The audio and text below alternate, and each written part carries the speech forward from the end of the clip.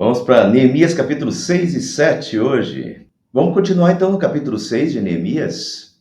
Quando Sanbalate, aqui é uma nova tentativa de intimidação dos inimigos, isso já aconteceu antes, né? Já vem acontecendo, já é a terceira vez. Quando Sanbalate, Tobias, Gesem, o árabe, e o restante de nossos inimigos souberam que eu havia reconstruído o muro e que não havia ficado nenhuma brecha, embora até então eu ainda não tivesse colocado as portas nos seus lugares. Portanto, aqui, pessoal, o livro vem se desencadeando, né?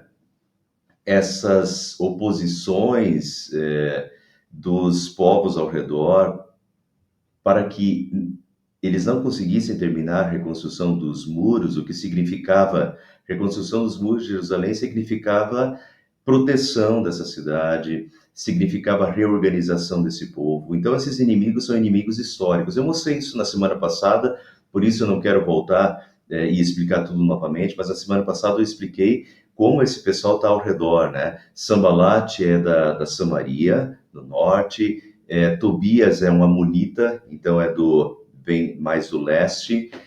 Gesem, o árabe, é um inimigo que vem do sul.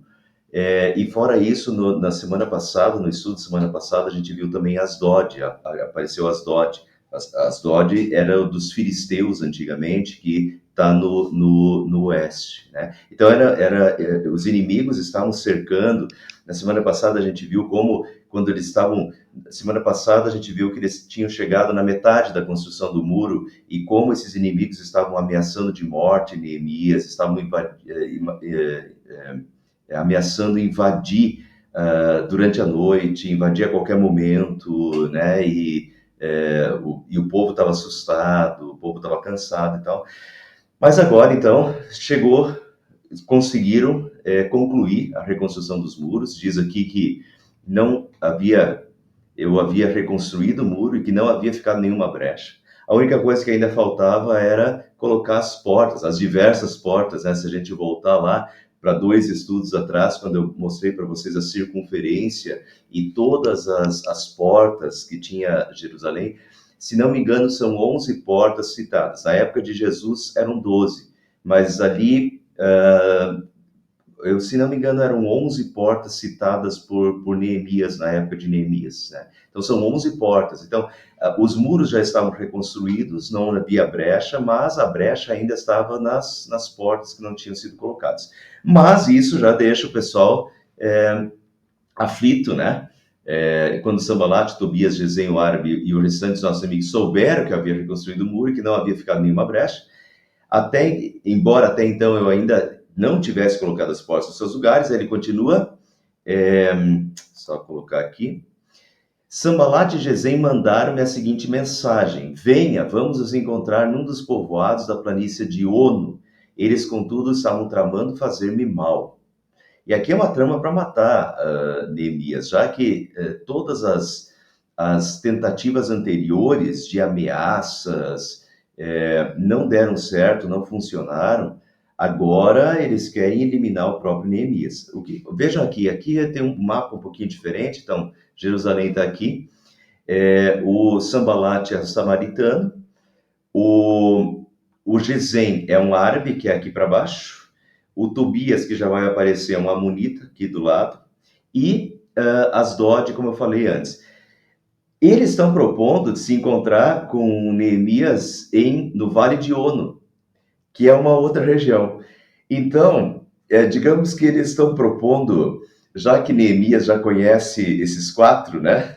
O de Samaria, o amonita, o árabe e o de Asdod, eles estão propondo se encontrar num lugar neutro, que é o Vale de Ono, essa região aqui, né, à beira, quase em Jope.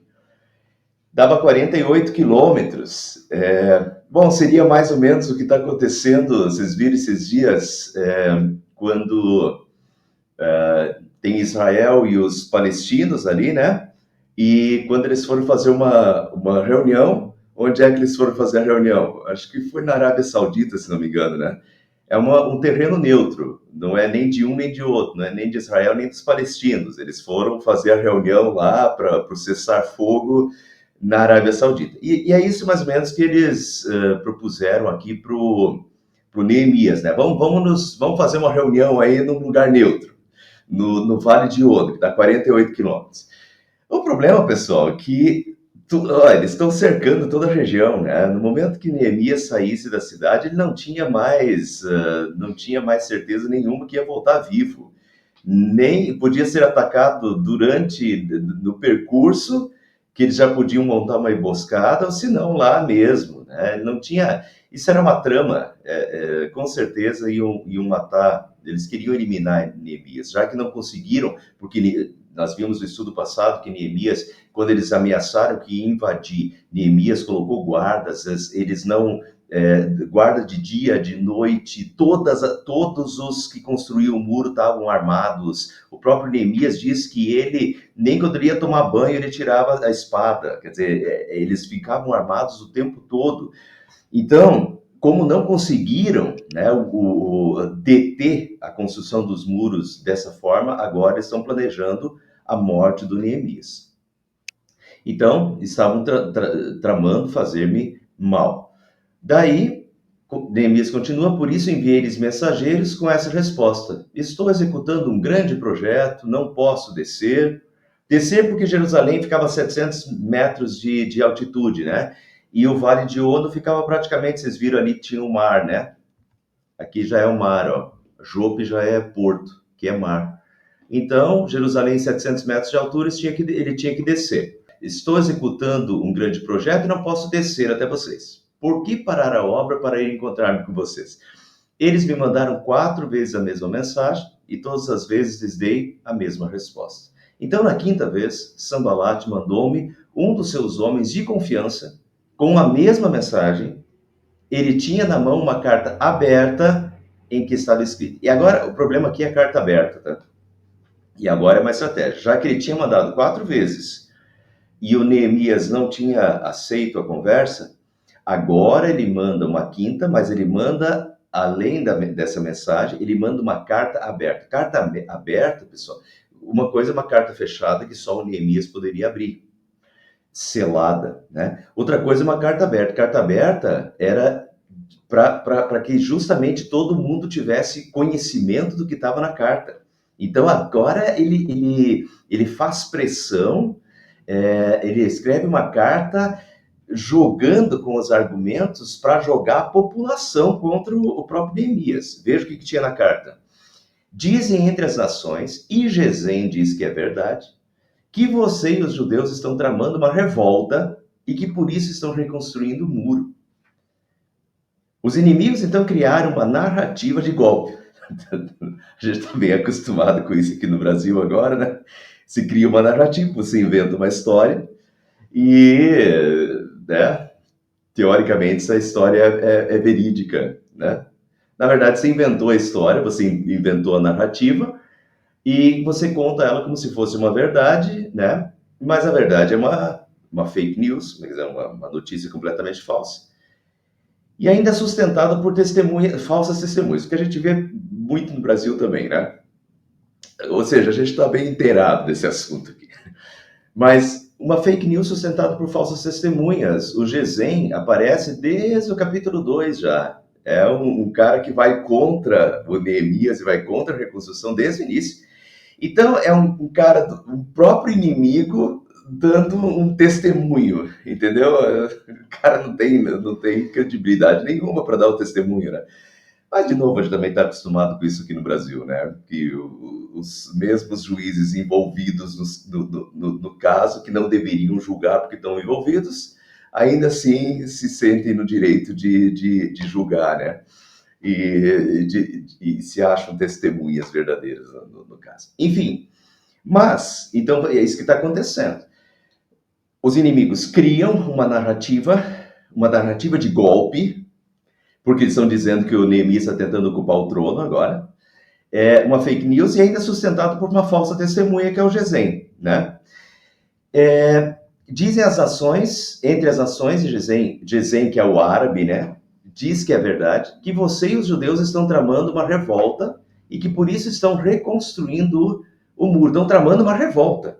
Né? Olha a fake news. Os judeus estão tramando uma revolta. Revolta contra quem? Contra o Império Persa, né? O grande Império Persa. Estão se voltando contra o Império, tramando uma revolta e por isso estão reconstruindo o muro. Além disso, conforme dizem, você, Neemias, está na iminência de se tornar o rei deles. E até nomeou profetas para fazer em Jerusalém a seguinte proclamação a seu respeito: há um rei em Judá. Ora, essa informação será levada ao rei, que é o imperador persa. Por isso vamos conversar. Bom, vejam aqui, pessoal, a trama e a narrativa, essa fake news aqui é tremenda, né? E pode dar um problemão. Você, conforme diz você, o Neemias está para se tornar o rei deles e até nomeou profetas para fazer em Jerusalém a seguinte proclamação a respeito a um rei em Judá. Lembram, pessoal, que no Antigo Testamento, os profetas, Samuel, por exemplo, é quem ungiu Saul, é quem ungiu Davi. Então, os profetas, eles podiam ungir o próximo rei. E aqui eles estão acusando o Neemias de fazer uma trama para que os profetas o aclamem como rei, praticamente o unjam como rei de Israel. É uma narrativa totalmente falsa, uma trama sórdida, né, de uma acusação falsa de que Neemias está tentando tomar o reinado e está fazendo uma trama toda, até envolvendo profetas que vão aclamá-lo rei, né? E daí isso pode dar um grande problema com o Império Persa, porque o Império Persa agora, né, tem um cara querendo se proclamar rei lá de Jerusalém e uma cidade construindo os muros para se rebelar contra o Império. Ou seja, o Império viria com força total para sufocar a rebelião, né? Então é um problemão, de fato. Essa fake news daria um problema enorme. Era uma forma de pressionar Neemias a ceder, né? Não, vamos dialogar aqui. E ele até diz, né? Ora, essa informação será levada ao rei. Por isso vamos conversar. É uma forma dele pressionar Neemias, né? Para Neemias ceder. Além disso, como a carta era aberta, ou seja, todos podiam ver, Sanbalat estava tentando jogar o povo contra Neemias, dizendo que ele estava tentando se tornar rei. Primeiro, bom, totalmente mentira. Mas o povo, quando lê a carta, vai pensar assim, bom, de repente eles estão sabendo de alguma coisa que a gente não está sabendo, de repente Neemias veio aqui, aparentemente queria ajudar a reconstruir os muros, mas na verdade ele está querendo se tornar o rei. Entende que fica aquela pulga atrás da orelha do povo? Será que Neemias agora não quer ocupar o reinado e tal, não está fazendo a cama dele aqui para deitar? Entende? Então ele está jogando o povo, e além disso, com isso que ele está, essa falsa narrativa, eles ainda estão botando medo na população, porque, né, olha, nós vamos contar isso para o rei, essa falsa narrativa. E se o imperador do Império Persa fica sabendo disso, né, eles podem ser sufocados, podem ser invadidos e os exércitos do Império Persa cair com força total sobre eles de novo. Então isso põe medo nos judeus. Isso ainda põe a pulga atrás da orelha deles, que Neemias está com falsas intenções de se autopromulgar rei. Entende? É toda uma jogada de uma falsa narrativa com mentiras ardilosas para derrubar o Neemias. Eu lhe mandei essa resposta, diz Neemias. Nada disso que você diz está acontecendo. É pura invenção sua. Estavam todos tentando intimidar-nos, pensando, eles serão enfraquecidos e não concluirão a obra. Eu, porém, orei pedindo, fortalece agora as minhas mãos. Novamente, eu já falei isso desde o primeiro estudo. Desde o primeiro estudo, a gente vê Neemias orando. Praticamente a cada capítulo, a gente vê 1, 2 vezes Neemias orando. A força vem da oração e a força está em Deus. Essa é a questão. Por mais que Neemias seja eu já falei isso, Neemias é visto como um hábil, um excelente administrador.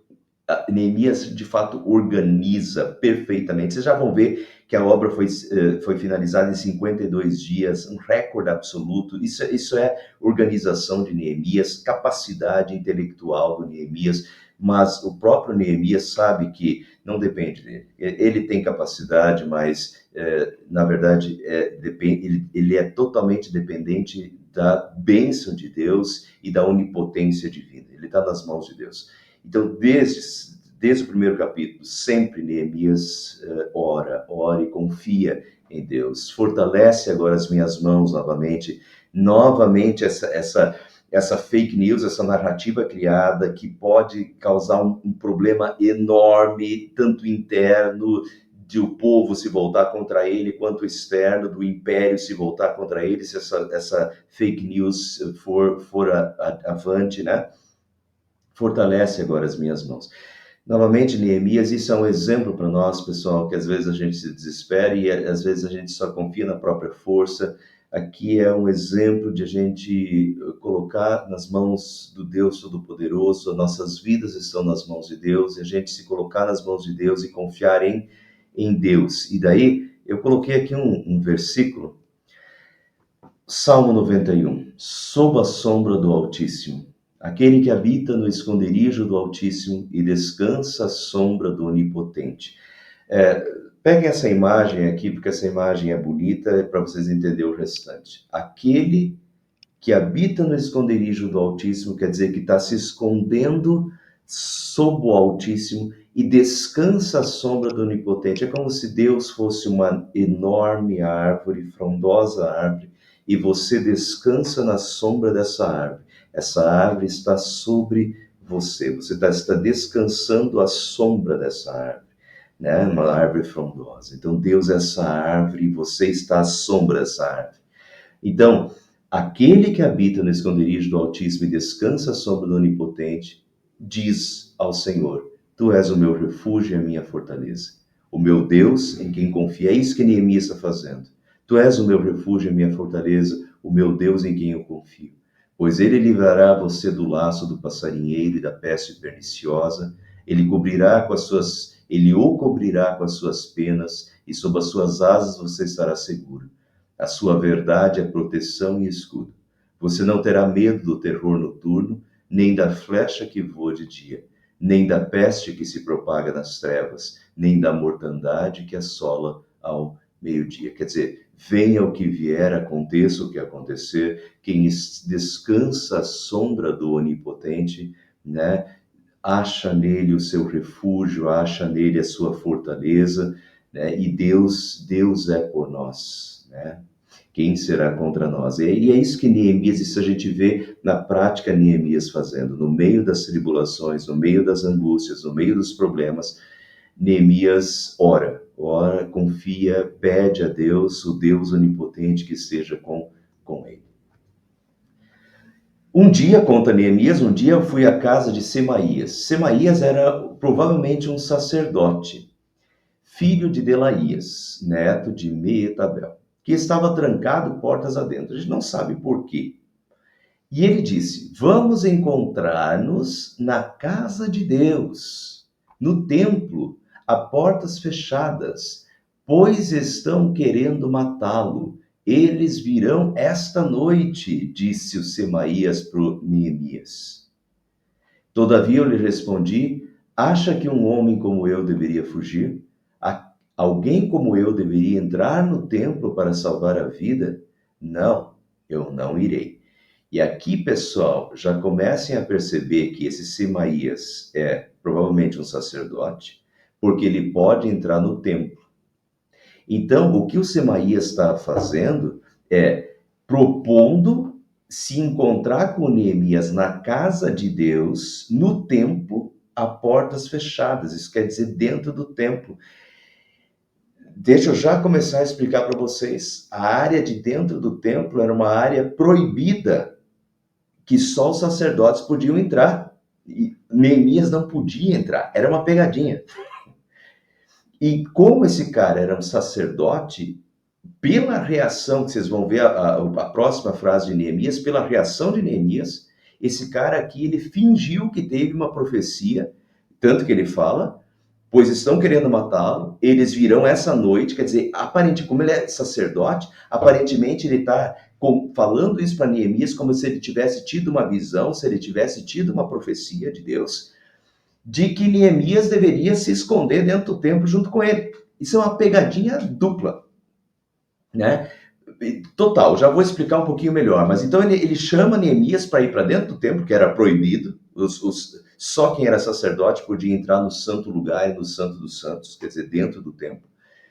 Neemias não era sacerdote, Neemias não podia entrar, mas ele está propondo e colocando até como se fosse uma profecia divina que Neemias deveria se esconder dentro do templo, né, a portas fechadas, e com isso também Neemias estaria mostrando medo. Então, um lado, o que ele está falando? Salve a sua própria vida, né? Essa noite eles virão para matá-lo. Então, tipo assim, salve a própria vida. Agora, se Neemias faz isso, entra dentro do templo para salvar a sua própria vida e deixa todo mundo fora e não avisa ninguém e não conclama as pessoas para defender Jerusalém, então ele está tentando salvar só a sua própria vida. Tá vendo a pegadinha?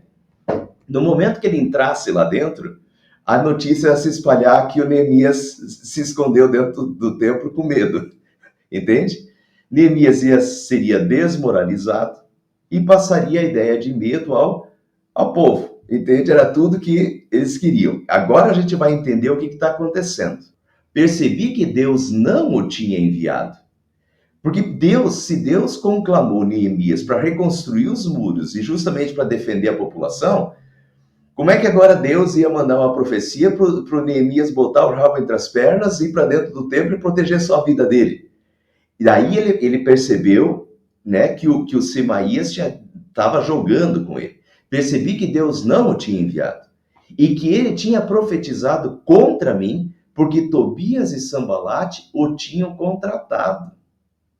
Ele tinha sido pago para me intimidar, a fim de que eu cometesse um pecado, agindo daquela maneira, e então eles poderiam difamar-me e desacreditar. Um sacerdote, o Semaías, se deixou corromper pelos inimigos, aceitou propina para amedrontar Neemias e fazê-lo errar, pois somente os sacerdotes podiam entrar na área interna do templo. Então Neemias ia comentar, ele ia ser como se Neemias tivesse caído, ele teria sido completamente desmoralizado. Primeiro, porque ele teria cometido um pecado de entrar numa área, justamente ele que era tão defensor da lei de Deus, né, dos bons costumes e tal, a gente já viu isso nos capítulos anteriores, exige obediência a Deus, né, fidelidade a Deus das pessoas. Logo ele que pede isso tudo, agora ele vai para dentro de uma área do templo que Deus proibiu que entrasse, já ia ser desmoralizado por causa disso. Segundo, ele ia salvar sua própria pele e deixar o pessoal perdido fora, sem avisar e sem lutar junto. Entende? Ele ia mostrar medo, ia ser desmoralizado novamente por isso, porque só se preocupou com ele mesmo, porque demonstrou medo, né? Ou seja, ele ia ser completamente desmoralizado. Ainda bem, então, que, graças a Deus, e Deus tem tudo a ver com isso, né? Ele conseguiu perceber isso, mas vejam, até envolve a trama. Pessoal, sacerdote se deixa corromper. Infelizmente, pastores se deixam corromper também. Né? Eu acho que eu li um comentário hoje, eu não ia comentar, mas agora, já que caminhou para esse lado, deixa eu comentar. Eu li um comentário que dizia assim: preste atenção até com seus líderes religiosos e preste atenção até com seus pastores, porque são humanos. Infelizmente é isso. Infelizmente é isso.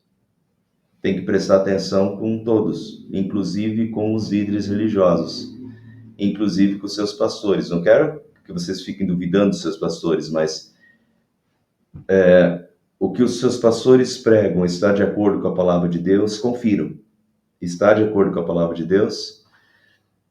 E será que os seus pastores estão sendo fiéis ou estão, né, se deixando comprar por um grupo da igreja ou por outro grupo da igreja, ou puxando a sardinha mais para um lado ou para o outro? Aqui o Semaías se vendeu, né, se corrompeu, recebeu propina, enfim, corrupção dentro da igreja. O próprio sacerdote faz uma profecia falsa e tenta enredar na trama o Neemias. É frustrante que isso aconteça dentro da igreja, mas acontece, não só no passado, hoje ainda, e muito, infelizmente. Ficar esperto com isso, infelizmente, tá?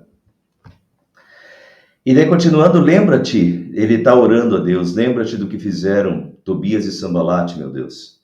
Lembra-te também da profetisa Noadia e do restante dos profetas que estão tentando me intimidar. Ou seja, não era só o Semaías, não.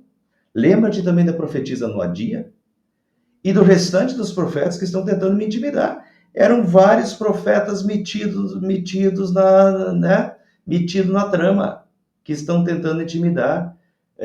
Profetas, pessoal, sacerdotes. O Semaías era sacerdote, a Noadia era profetisa, e outros profetas. Era dentro. E aqui notamos que a Bíblia não pinta uma realidade utópica, né? Aquele negócio que é só perfeição, como se não houvessem problemas. Neemias enfrentava oposição interna de profetas, olha aqui, Noadia, os restantes profetas, sacerdotes, o Semaías, assim como Jesus enfrentou. Jesus enfrentou a oposição dos líderes judeus,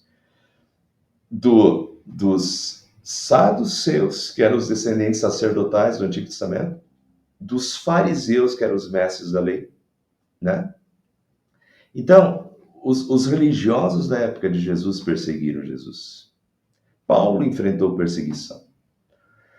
Paulo enfrentou perseguição dentro da igreja, dentro das igrejas tentaram desmoralizar o apóstolo Paulo. Paulo teve que enfrentar, né, situações dificílimas de lideranças dentro das próprias igrejas que se voltaram contra ele, e com falsas insinuações, né, falsas narrativas também.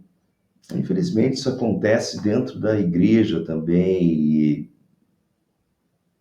vira um clima muito desagradável, né? Daí, Neemias diz: o muro ficou pronto no 25º dia de Elu, em 52 dias. Elu é por volta de agosto e setembro, 52 dias depois de que eles tinham começado. Quando todos os nossos inimigos souberam disso, todas as nações vizinhas ficaram atemorizadas e com o orgulho ferido, pois perceberam que essa obra havia sido executada com a ajuda do nosso Deus. E aqui, pessoal, 52 dias, e os inimigos perceberam que essa obra havia sido executada com a ajuda do nosso Deus. Uma obra gigantesca. Eu já mostrei para vocês, acho que 2 estudos ou 3 atrás, a circunferência desses muros, a enormidade de obra desses muros. Eram, se não me engano, 8 metros de altura de muros, 8 metros de altura de muro, e 8 metros, e eu brinquei com isso no estudo que eu estava que estava falando sobre os muros, né?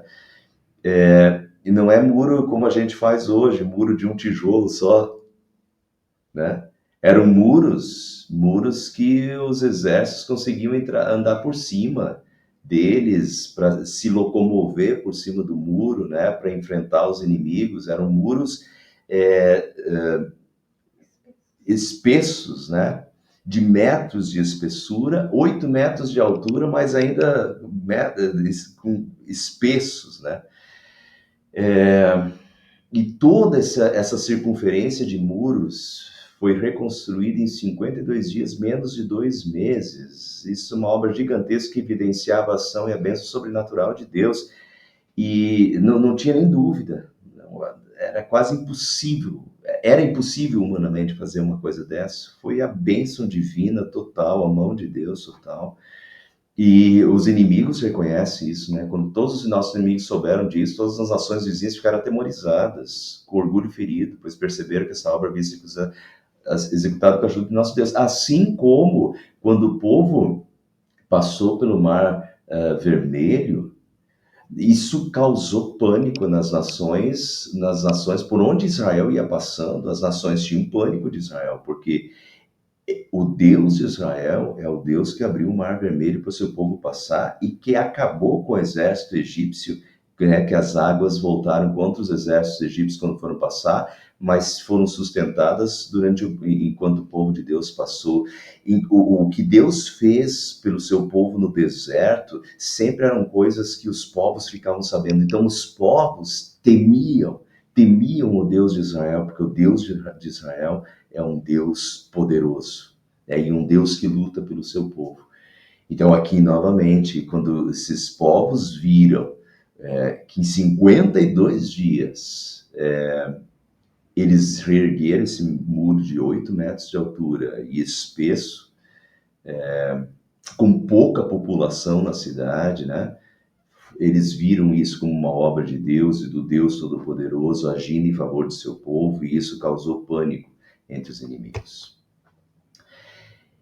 Outros inimizade interna dentro do próprio povo. E também naqueles dias os nobres de Judá estavam enviando muitas cartas a Tobias. Tobias, que é o amonita, né, esse inimigo.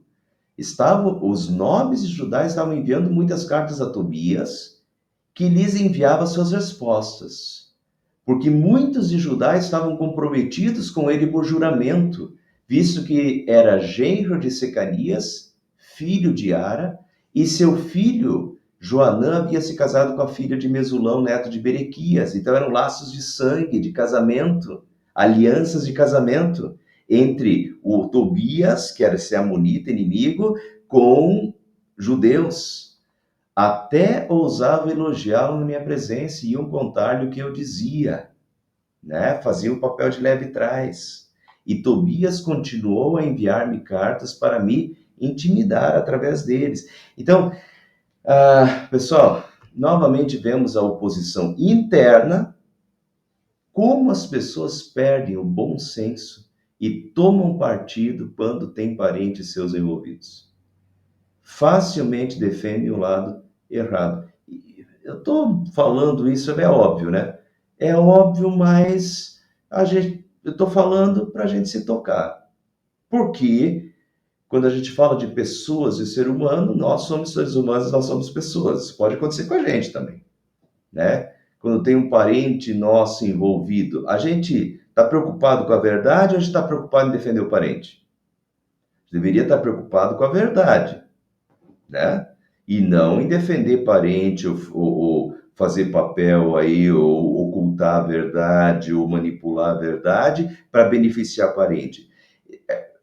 Isso é muito fácil do pecado humano falar mais alto. E eu, como pastor, já vi isso acontecer, né? Vocês também provavelmente já viram. Já vi isso acontecer dentro de igreja, né? Facilmente, ainda mais igreja. Igreja que geralmente tem um monte de parente envolvido, né? Daí dá um problema com um parente e envolve um monte de outros parentes que se metem no meio da confusão e às vezes estão defendendo o parente, por mais que o parente esteja completamente errado. Então, que sirva de lição aí, a gente tem que, né? Se está tudo bem, quem está em pé, veja que não caia. Eu acho que a moral é mais ou menos essa. Se está tudo bem, ótimo. Quando acontecer, presta atenção. Se tem um compromisso com Deus, se tem um compromisso com a verdade. Vamos lembrar? Jesus diz assim: quem ama seu filho ou sua filha mais do que a mim não é digno de mim. Quem ama seu pai ou sua mãe mais do que a mim não é digno de mim. Deus em primeiro lugar, a verdade em primeiro lugar. Se o teu pai está errado, Deus em primeiro lugar, a verdade em primeiro lugar. Teu pai vai ter que se arrepender, vai ter que se virar. Você pode apoiar, mas não defender o erro. Não, né, ocultar ou manipular a verdade para beneficiar o parente, se isso está errado. que seja teu pai, tua mãe, teus irmãos, enfim, você tem um compromisso com Deus. Quem ama seu pai ou sua mãe mais do que a mim não é digno de mim. Quem ama seu filho e sua filha mais do que a mim não é digno de mim. Então, os parentes vêm em segundo lugar, Deus está em primeiro lugar. E a verdade está em primeiro lugar. Então, o meu primeiro compromisso é com Deus. Eu apoio os meus parentes, eu vou conversar com eles, eu vou aconselhá-los, até aconselhá-los dentro da verdade, de que reconheçam o seu erro, de que sejam humildes para reconhecer o seu erro e tal, se eles estão errados. Né? Não vou apoiar porque é parente, isso é errado. Né? O meu compromisso é com Deus.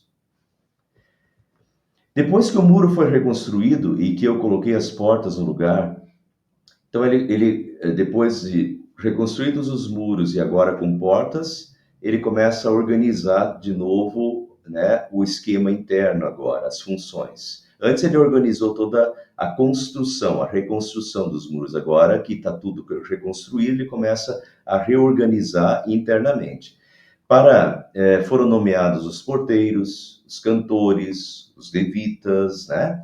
Para governar Jerusalém, encarreguei o meu irmão Hanani e com ele Ananias, comandante da fortaleza, pois Ananias era íntegro e temia a Deus mais do que a maioria dos homens. E aqui, pessoal, vou colocar aqui, ó. Isso aqui é a regra para indicação e nomeação de líderes nas igrejas. Isso aqui é colocado no Novo Testamento também. Quando Deus, quando tem a escolha dos diáconos lá em Atos capítulo 6 ou 7, a escolha dos 7 diáconos, a regra lá foi homens cheios do Espírito Santo de fé. E aqui, ó, Ananias era íntegro e temia a Deus mais do que a maioria dos homens. Era uma pessoa íntegra e que temia a Deus, fé. Fé em Deus mais do que a maioria dos homens, integridade e fé, né, temor a Deus. Essa é a regra para indicação de nomeação de liderança das igrejas, quem a gente quer aí nos conselhos das igrejas, né? São pessoas de fé, pessoas de integridade, né, de boa moral. É essa regra também que o apóstolo Paulo coloca lá para ocupar os conselhos das igrejas em 1 Timóteo, capítulo 3, e em Tito, capítulo 1. Continuando, eu lhes disse, as portas de Jerusalém não deverão ser abertas enquanto o sol não estiver alto. Aqui é uma questão de defesa, né? Enquanto estiver escuro, não abram as portas. As portas de Jerusalém não deverão ser abertas enquanto o sol não estiver alto. E antes de deixarem o serviço, os porteiros deverão fechar e travar as portas. Uma questão de defesa, uma questão de segurança. Também designei moradores de Jerusalém para sentinelas, alguns impostos no muro, outros em frente das suas casas. Organizar a defesa, né? O muro era a defesa, mas tem que organizar os sentinelas, né? Quem vai abrir, quem vai fechar os portões e tal. Ora, a cidade era grande e espaçosa, mas havia poucos moradores, e as casas ainda não tinham sido reconstruídas. Por isso, meu Deus pôs no meu coração reunir os nobres e oficiais de todo o povo para registrá-los por famílias. Encontrei, diz Neemias, encontrei o registro genealógico dos que foram os primeiros a voltar, e assim estava registrado ali. E agora, o que Neemias vai fazer uma lista que Esdras já fez também, provavelmente a mesma lista, inclusive, que Esdras usou, dos que voltaram, dos que regressaram, né? Quando teve o cativeiro babilônico, eles foram levados para a Babilônia, e daí quando o Império Persa, Ciro, permitiu que os judeus voltassem, em torno de 50 mil judeus voltaram. E daí o Neemias encontrei o registro genealógico dos que foram os primeiros a voltar. Então vamos lembrar que o autor do livro de Neemias provavelmente foi Esdras, né? A gente viu isso no primeiro estudo. Esdras provavelmente escreveu primeiro Crônicas, segundo Crônicas, Esdras e Neemias, os 4 livros, né?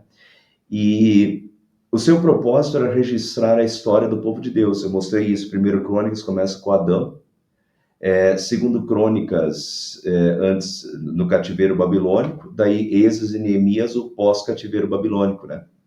Então, o seu propósito era registrar a história do povo de Deus, dos atos de Deus, especialmente nesse período pós-cativeiro babilônico, aqui no caso de Neemias, né? Então, segue então um registro genealógico dos primeiros a voltar. Para nós hoje não é interessante, mas era importante para a época. Para nós não é interessante, porque é um monte de nomes. Isso vocês podem pular, tá? Quando chegar no capítulo 7, vocês podem pular. Para nós não é importante, mas para a época era importante. Deixa eu mostrar um pouquinho para vocês, ó. Esses são os homens da província que voltaram do exílio, os quais Nabucodonosor, rei da Babilônia, havia levado prisioneiros. Eles voltaram para Jerusalém e para Judá, cada um para sua própria cidade. Esta é a lista e o número dos que retornaram pelos chefes das famílias. É uma questão de saber até hoje, por exemplo, em Arapoti, eu fui pastor em Arapoti. Em Arapoti, colônia holandesa, eles sabem exatamente quem foram as primeiras famílias que chegaram em Arapoti. Os que ficaram, os que foram embora, né? Tiveram alguns que voltaram para a Holanda, outros ficaram, mas eles têm lá o registro das primeiras famílias, quem são os descendentes dessas famílias e tal. Então foi isso que eles fizeram. Era importante na época você ter esse registro, essa genealogia dos judeus que foram e que voltaram para Jerusalém. Inclusive com os números, né? Daí você tem a repovoação de Jerusalém. Então vamos lá, os descendentes de Parós, 2172, bem exato, né? Era um livro que tinha lá os registros, por chefes de família aqui, Cefatias 372, de Ara 652, de Paate Moabe por meio da linhagem de Jesus, Joabe 2818. Não vou citar o resto, porque não importa, só estou dando um exemplo. Né? Então tem os nomes, os números. Dos sacerdotes também, ele faz um apanhado da população em geral, mas também dos sacerdotes, os descendentes de Jedaías, por meio da família de Jesus, 973, de Imer, 1052, levitas, né, os descendentes de Jesus, por meio de Cadmiel, pela linhagem de Rodeva, 74, os cantores, tinha os levitas, especificamente os cantores, né, os descendentes de Asaf, que é aquele compositor, compôs salmos, tem os salmos da Bíblia escritos por Asaf. Asaf era um músico de Davi, né? Então, da família de Asaf, os levitas cantores, 148, os porteiros do templo, os descendentes de Salum, daí ele cita, os servidores do templo, os descendentes de Zia, daí ele cita. Então, ele vai citando, assim, bem organizadamente a lista dos que voltaram, e até aqui a gente já tem mais ou menos como a questão é botar o templo para funcionar de novo, então você já tem quem é que vai cuidar do templo, os sacerdotes, os levitas, os músicos, né, os cantores, os porteiros, toda essa organização. Então era importante essa questão de saber as famílias que voltaram, porque as famílias estavam organizadas dentro desses serviços também. O total de todos os registrados foi de 42.360 homens, além dos seus 7.337 servos e servas. Havia entre eles 245 cantores e cantoras. Possuíam 736 cavalos, 245 mulas, 68 a 69.435 camelos e 6.720 jumentos. Então, até os camelos foram contados, os jumentos, as mulas, os cavalos. Isso na época da volta. Então, lembrando que essa foi a primeira leva de judeus que voltou, em torno de 49 mil, né? 42 mais 7, 49, 300 mais 300, 600, 700, 49, 700 e cacetada. A gente arredonda para 50 mil pessoas na primeira leva, quando Ciro permitiu voltar. Depois, quando Esdras voltou, vieram mais, né? Mais uma leva de judeus. E fora os que foram voltando durante esse período também, né? Mas ainda, segundo Neemias, ainda havia bastante casas disponíveis em Jerusalém, né? Eu não me lembro agora quantos mil metros quadrados tinha, mas era bastante coisa, bastante terra. Era pouco assim a distância de um ponto ao outro, mas a circunferência era bastante grande. Então tinha muitas casas ainda vagas, né, que não estavam ocupadas porque nem todos os judeus ainda haviam voltado. Só para terminar, lições para a gente tirar. Mateus capítulo 10, 16 a 18, eu acho que esse versículo tem muito a ver com Neemias. Eis que eu os envio como ovelhas para o meio de lobos. Infelizmente, de certa forma, Neemias aconteceu isso. Deus colocou no coração de Neemias o copeiro do rei, vida estável, copeiro do rei, na capital da Pérsia, em Suzã, cidade bonita. Lembro do primeiro estudo? Primeiro estudo, eu falei para vocês, olha, o imperador do Império Persa passava o verão em Suzã e passava o inverno na outra capital. Então ele tinha duas capitais. Quando esfriava, ele ia para Suzã, quando esquentava, ele ia para outra. Enfim, a vida de Neemias era uma vida boa, copeiro do rei, tinha a confiança do rei, né? Estava garantido, comia ali da mesa do rei, tá tudo bem para ele. Mas Deus coloca no coração desse cara fiel de voltar para Jerusalém e reconstruir os muros de Jerusalém. E, e ele foi para Jerusalém e passou por tudo que passou, né? Todos esses, foi praticamente uma ovelha lançado no meio dos lobos lá, dos inimigos ao redor, fazendo a caveira, ameaças externas, ameaças internas, um verdadeiro complô externo e interno, tramas, enfim, para acabar com a vida dele, para acabar com o trabalho dele, enfim. Eis que os envio como ovelhas para o meio de lobos, portanto sejam prudentes como as serpentes e simples como as pombas. Tenham cuidado com os homens, porque eles os entregarão aos tribunais, os açoitarão nas suas sinagogas. Por minha causa, vocês serão levados à presença de governadores e de reis, para lhes servir de testemunho. Por que eu vi, não, por que eu vi Neemias nesse versículo aqui? Não foi por causa eu vos envio como ovelhas para o meio de lobos. Não só isso. Eu acho que Neemias era isso. Foi uma ovelha enviada para o meio dos lobos. A gente vê isso pela história de Neemias. Mas Neemias é esse cara inteligente, mas extremamente fiel. Eu vejo Neemias aqui, ó. Sejam prudentes como as serpentes e simples como as pombas. Neemias é um cara que está lá botando pedra no muro, é um cara simples, está lá com a população, ele não manda, ele vai lá e põe a mão na massa, ele está construindo o muro junto, ele faz tudo junto com as pessoas, é um cara simples, é um cara extremamente fiel, simples como as pombas, a questão de fidelidade a Deus, de tratamento com o povo, mas um cara prudente, sábio, sagaz. Sejam prudentes como as serpentes. Daí eu tive a curiosidade hoje à tarde de olhar isso daqui. O que é essa palavra prudentes? Porque essa palavra prudente é traduzida de diferentes formas em diferentes bíblias. Tem uma bíblia que traduz por sábios, sejam sábios como as serpentes. Tem outra bíblia que traduz como espertos, sejam espertos como as serpentes e simples como as pombas. Só que, na verdade, nenhum deles me fez completo sentido.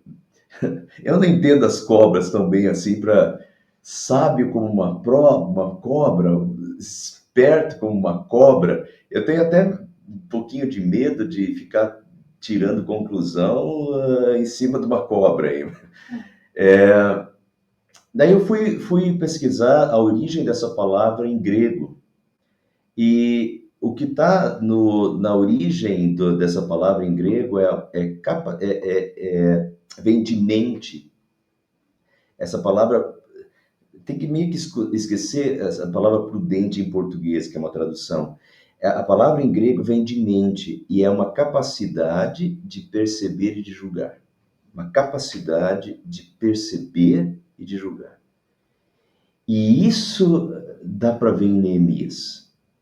Neemias é simples como as pombas, mas também ele tem essa capacidade de perceber e de julgar as circunstâncias, de perceber e julgar o que está acontecendo ao seu redor e tomar decisões, né? Eu acho que isso a gente precisa também. Simples como as pombas, mas capacidade de perceber e de julgar, né? Usar também a inteligência, essa capacidade de perceber e de julgar as circunstâncias. Ficar esperto também, às vezes, com as jogadas das outras pessoas e um pouco esperto com essas, né? com o que os outros estão fazendo, com o que os outros estão falando.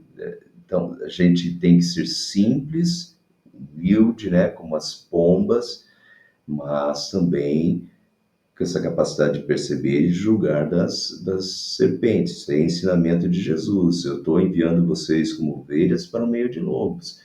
Sejam prudentes como as serpentes e simples como as pombas. Eu acho que isso dá para ver nitidamente em Neemias, e a gente também precisa disso, né? Dessa sabedoria de perceber essas coisas, também dessa sagacidade de perceber as situações também. E aqui Jesus fala, infelizmente, a perseguição que veio para Neemias é uma perseguição que Jesus diz que vai acontecer com todos nós. Tenham cuidado com os homens, porque eles vos entregarão aos tribunais, os aceitarão nas sinagogas. Está acontecendo com tantos irmãos nossos, né? 365 milhões de cristãos perseguidos hoje no mundo, o ano passado. Por minha causa, serão levados à presença de governadores, de reis, para lhes servir de testemunho. Isso vai continuar acontecendo conosco também. E para terminar, quantos irmãos nossos hoje sofrem perigo de morte, ameaças, perseguição, calúnias, difamações? Aquilo que Neemias sofreu, quantos irmãos nossos? 300, para ser mais exato, 365 milhões. Alguns com perigo de morte, Coreia do Norte, né? E o Iêmen, alguns países da África, os países árabes também, né? Tem perseguição mais extremada e pessoas realmente têm perigo de morte, tramas de morte, ameaças. Cada vez, a gente sempre tem o domingo de portas abertas, do Ministério Portas Abertas, os cristãos perseguidos. É o o segundo domingo depois do Pentecostes, primeiro domingo depois do domingo da Trindade. A gente sempre guarda esse domingo para falar da perseguição dos cristãos. Eu já mostrei várias vezes para vocês testemunhos de pessoas que no emprego delas, quando elas se converteram ao cristianismo, elas viraram um motivo de zombaria, de difamação dentro do emprego, ou de ameaças, de perseguição dentro do emprego, professoras que perderam seu status de coordenador, viraram professores, alguns simplesmente foram despedidos. Então, essa questão de calúnia, difamação, ameaça, perseguição, desde de coisas mais básicas até coisas mais complexas, como é risco de morte, isso continua acontecendo. E não só em outros países, e não só de não cristãos. Aí, esses 365 milhões, a gente está pensando em não cristãos, né? Perseguição de não cristãos contra cristãos. Mas não é só em outros países e não é só de não cristãos. Quantos pastores e líderes nas igrejas não sofrem da parte dos próprios irmãos na fé, com calúnias, com narrativas falsamente inventadas? Não sei se provavelmente todos vocês sabem aí, mas isso acontece dentro das igrejas. Perseguição, difamação. Quantos pastores são difamados? Quantos pastores as pessoas inventam narrativas falsas? Ou às vezes eles ouvem uma fofoca e já saem espalhando, e quando menos vê, aquele negócio já virou uma história completamente diferente, e o pastor está envolvido e acha que o pastor fez aquilo. Então, narrativas faz com pastores, com liderança das igrejas também, perseguição, difamação, fofoca, enfim, e daí vira, às vezes, aquele negócio dos parentes também, né? E vira aquele angu nas igrejas. Aquele angu que é o prato do diabo, né? É o prato do diabo, não é algo de Deus. E é o pecado aflorando e o pecado tomando conta. Mas aí é preciso de pessoas como Neemias, e é preciso de pessoas como você e eu, desde que a gente esteja agindo dentro da verdade e da vontade de Deus, de a gente combater as fake news, combater as fofocas, combater a difamação, de a gente apoiar os nossos líderes, seja pastores, sejam os membros dos conselhos das igrejas, apoiar a liderança, ou seja, pessoas de escola dominical, que trabalham com crianças, com jovens, enfim, apoiar os líderes, orar pelos líderes, né? Apoiar os pastores, orar pelos pastores e combater as difamações, né? Infelizmente isso acontece nas igrejas também. Oremos por nós e oremos pelos nossos líderes. Então a gente aprendeu bastante ainda desses 2 capítulos de Neemias. Hoje terminamos o capítulo 7. Semana que vem é um dos centros do livro. Os muros foram reconstruídos, mas uma das centros que é Neemias, o período de Neemias é comparado com a reforma do século XVI. Vocês vão ver isso na semana que vem, nos próximos 2 estudos, que é quando eles recuperam a lei de Deus, quando eles recuperam a palavra de Deus e a emoção quando as pessoas ouvem a palavra de Deus, muitos pela primeira vez, depois de muitos anos que não ouviam mais a palavra de Deus, e quando a emoção tomou conta, quando eles ouviram a palavra de Deus novamente. Então, semana que vem é um dos centros do livro de Neemias. Não percam!